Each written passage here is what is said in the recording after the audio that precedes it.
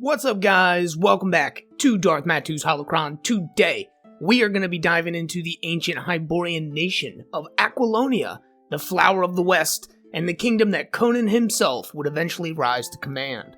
Aquilonia was a nation of many peoples that covered a large geographic area near the center of the western region of Hyboria. It was, in many ways, the first nation to come to mind when somebody mentions the civilized countries of Hyboria. But without further ado, let's dive in. How can so many diverse people hold together as a single nation? The populace's collective reverence for Mitra is a powerful uniting force, to be sure, but it is not the only one. Outsiders can be forgiven, for those unfamiliar with feudal allegiances are understandably ignorant of their power. That tradition runs deep across all the provinces until it's in every man's blood. Everyone knows his line of allegiance, downward to the lowliest serf, and also upward all the way to the king. Aquilonians are proud with the course and magnitude of their history, carried in both their soil and within their veins. Why else would a lanky Gunderman feel any kinship with a Poitanian or Bosnian? Rulers come and go, but Aquilonia's feudal traditions are as unbreakable as they are eternal. Prospero, General of Aquilonia. Aquilonia is bordered on all sides by other nations, which they maintain varying closeness of ties with. To the southwest lies Zingara, and due west the Pictish wilderness, which is ever a source of trouble for the Aquilonians, with the Picts coming down out of the mountains to raid. Samaria lies to the north, also a source of trouble, though they very often don't leave their own homeland and only stymie Aquilonian efforts at expansion. The border kingdom is to the northeast, and Numidia, their chief rival, lies due east. Ophir and Argos lie to the south. And as you can see, Aquilonia finds itself surrounded.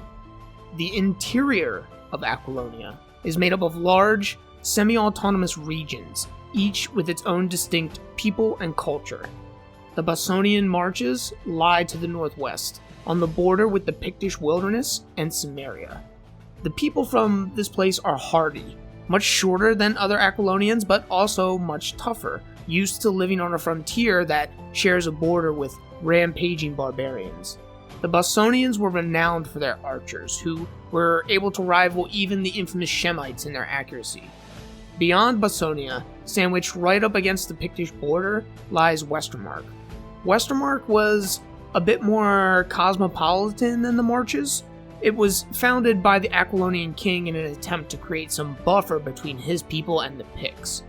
Westermark is divided into 3 individual provinces: Caughnawaga, Prisconi, and Shohira, each one ruled over by a provincial baron who was expected to marshal forces to defend the border. These barons answered directly to a royal judge, which was appointed directly by the king. This judge holds seat in Caughnawaga. Poitain lies to the south in Aquilonia, and it contains some of the country's best, most fertile land. They were renowned for their horses, and they produced the heavy knights that made the Aquilonian military so formidable. Gunderland lay to the northeast, just south of the Bastonian marches. The people there were very tall, proud, and independent, and they were the longest to resist assimilation into broader Aquilonian culture. The central provinces sat almost dead center of the nation, and north of the central province lies Toran, which was usually governed by the sitting prince, who was heir apparent to the king. The province of Shamar lay to the east of Poitain, and this was governed by a massive walled city sharing the same name. To the north of Shamar lay Tarantia, and this was the heart of Aquilonia, the province of the king, and it's where the capital city of Tarantia sat astride the Road of Kings, the main east-west trade artery of Hyboria. This large country, made up of many disparate peoples, was carved out through years of conquest and diplomacy, and it was held together by a shared culture which rested on only a few central pillars. Perhaps the greatest of these pillars, as mentioned by our friend Prospero at the beginning, was the worship of Mitra, the state god of the Aquilonians. Mitra was a god of law and order who rose to prominence about 1400 years after the fall of Acheron. Most Mitra worshippers had a singular devotion to their god, worshipping no others, and they saw it as their duty to spread Mitra's light across the world. Mitra is one of the most worshipped deities in Hyboria by the time of Conan because of Mitran missionary efforts. The worship of this god acted as a binding agent between would-be rivals, with old peoples who used to be at each other's throats setting aside those differences in order to worship together. It certainly didn't hurt that most temples to Mitra also engaged in acts of charity, such as caring for the poor and encouraging wicked men and women to repent and change their ways. We'll talk more about Mitra in another video. For now, we should look at another pillar of Aquilonian society, also mentioned by Prospero in the intro, the feudal system. Aquilonia, much like its neighbors, relied on a feudal system in order to maintain order. The king would appoint barons, who in turn would govern the provinces in his name. The barons were given almost unlimited authority within their own domains, though they were watched over by hand-picked agents of the king known as royal judges. Each baron was expected to raise a martial force to defend the country and to care for the people under their charge. They always had the watchful eye of the judges over their shoulder, which, on paper, ensured that things didn't ever get out of hand. Of course, in practice, we know how easy it is to corrupt politicians. The common people, over time, despite mishaps from time to time, came to rely upon this feudal system. Everyone in Aquilonia knows who they owe their allegiance to, and who that lord owes their allegiance to, etc., all the way up to the top.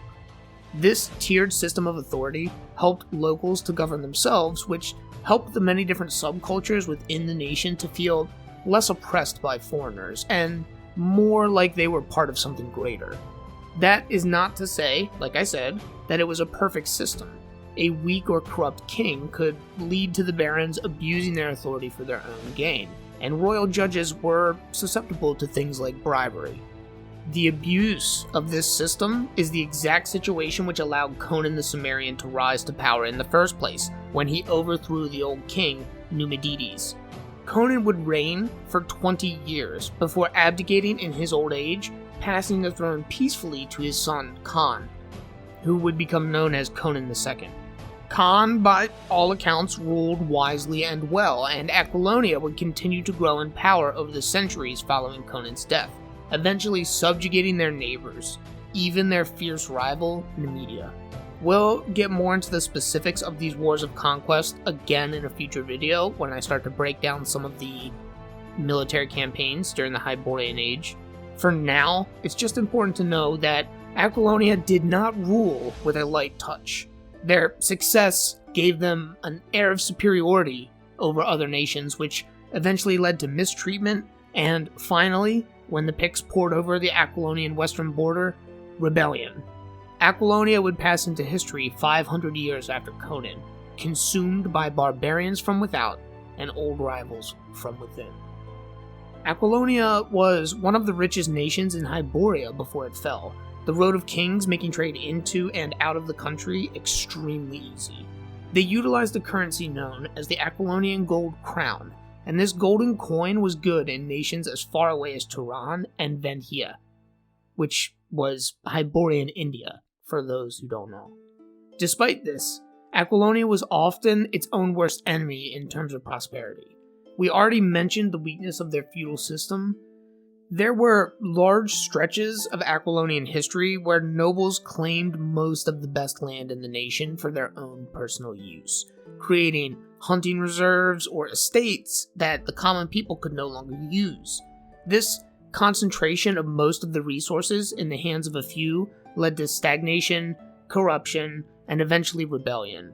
However, under rulers like King Conan, who ordered these lands opened up to the serfs for use, Aquilonia could be prosperous in ways other nations simply couldn't compete with, creating excess of goods which fueled Aquilonian glory and, eventually, Aquilonian expansion. Aquilonian architecture tends to favor Roman styles, with marble columns, carved statues, and grand highways at the center of their culture. Their buildings often evoke the grandeur and potential of civilization itself. Their cities, not only monuments to Aquilonian glory, but also to their god Mitra and his order, with a capital O. The country was written by Howard with Frankish influence in mind, which gives us the province of Poitou, a place that much resembles the south of France. Aquilonian armor and weapons share this aesthetic, melding the heavy plate of later Frankish knights with the scale mail and broadswords used by the Romans. Their style carries with it an aesthetic of civilization, of order, of power, the three things which probably most exemplify Aquilonia as a culture and people. Aquilonian soldiers and cities very oftentimes juxtapose with the lands they inhabit, springing up in areas that were once considered wild and untamed, much like the city of Velitrium did. The great nation of Aquilonia, the flower of the West, was a country which stood the test of time for millennia, dominating the civilized lands of Hyboria in pretty much every way. It was a nation of law, order, and righteousness, though, of course, not without its faults. It was the nation that Conan would eventually come to claim as his own, and whose legacy would echo across the centuries until the Hyborian Age was finally brought to an end, and even afterwards. But that just about brings us to the close of this video, guys. This was a quick one, a very brief overview of the nation of Aquilonia, created by Robert E. Howard and his Conan the Cimmerian stories, which were first published in Weird Tales.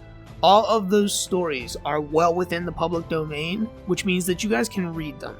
I'm going to link a link in the description to the Gutenberg project where you can read these things online, even on your phone. I hope you guys enjoyed, and if you did make it this far, please like and subscribe. It really does help out. But alright guys, that's enough out of me. Take care of yourselves out there, and as always, may the Force break your chains.